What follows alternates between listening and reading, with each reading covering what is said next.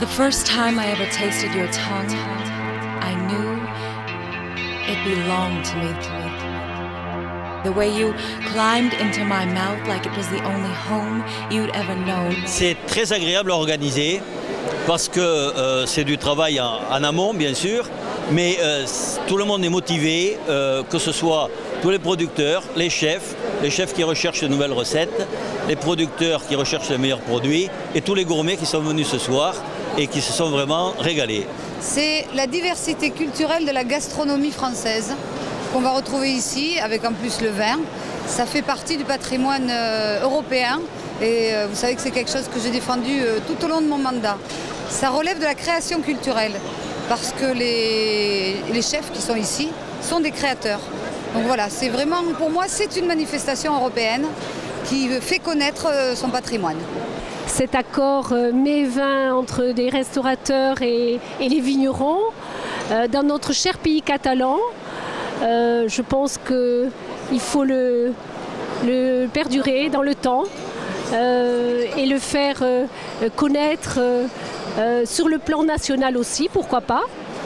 Et je pense que nous devons être fiers de notre région, aussi bien pour les vins que pour la cuisine. Ce soir, c'était 54 ou 55 chefs en tout, 200 cuisiniers et 55 000 portions, donc c'était un vrai délice, je pense. Un événement unique en France, c'est une merveille. Lorsqu'on découvre tous les produits de notre région, de notre département, qui sont mis en scène par ces artistes, je dirais, de la cuisine, tous ces maîtres, pâtissiers, cuisiniers, les toques blanches, toutes ces personnes qui sont là, tous ces amoureux de leur métier, permettre à tout un chacun de découvrir ces merveilles mises en scène, ce patrimoine culinaire.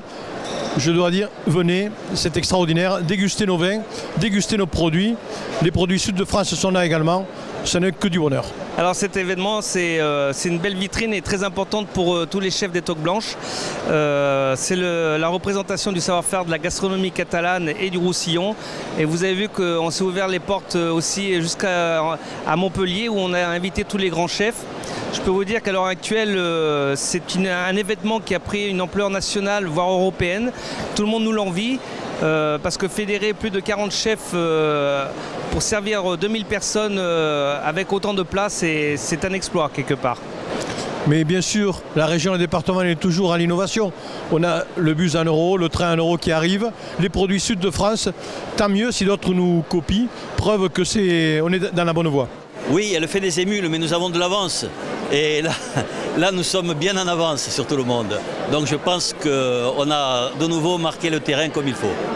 Donc ça regroupe 40 chefs.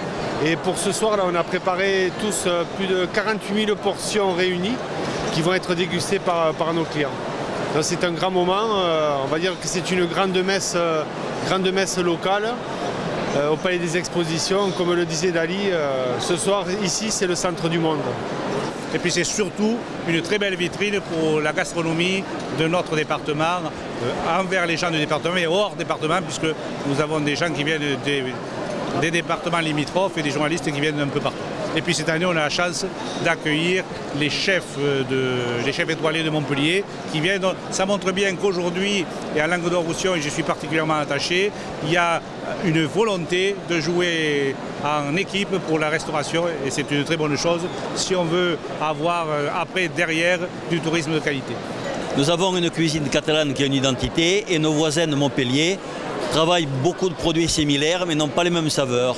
Donc pour nous c'est un plaisir d'échanger avec eux et nous espérons au fil des palais gourmands comme ça avoir des invités de marque qui soient avec une notoriété et une qualité un peu différente de la nôtre mais aussi élevée. Pour nous c'est un énorme coup de publicité, c'est une belle vitrine pour représenter un peu toute la cuisine qu'on fait. C'est sûr que ça ne représente pas toute notre carte, mais c'est une façon de montrer un peu ce qu'on sait faire et de montrer qu'on existe. Les toques blanches ont été mises en place il y a maintenant près de 10 ans, ça fonctionne. Aujourd'hui, je ne dis pas que c'est grâce à ça, mais ça a contribué. Nous avons 5 étoilés dans le département, 3 ou 4 villes gourmandes, on va dans le bon sens et je crois qu'aujourd'hui on va continuer. On a quelques idées au niveau de la Chambre des Toques Blanches pour essayer de fédérer tout ce qui tourne autour du goût, parce qu'il y a aussi le vin, parce qu'il y a aussi, et on les a fait venir à la charcuterie, donc tout ça doit permettre encore d'évoluer. On n'a pas atteint le top niveau.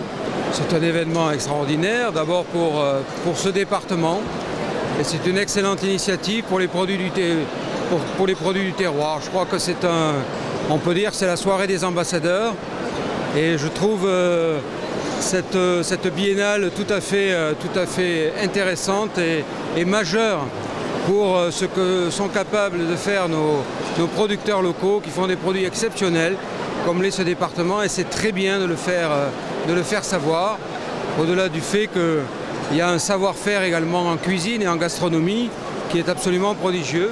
C'est important là aussi qu'il y ait un moment de rencontre et en même temps un moment de découverte.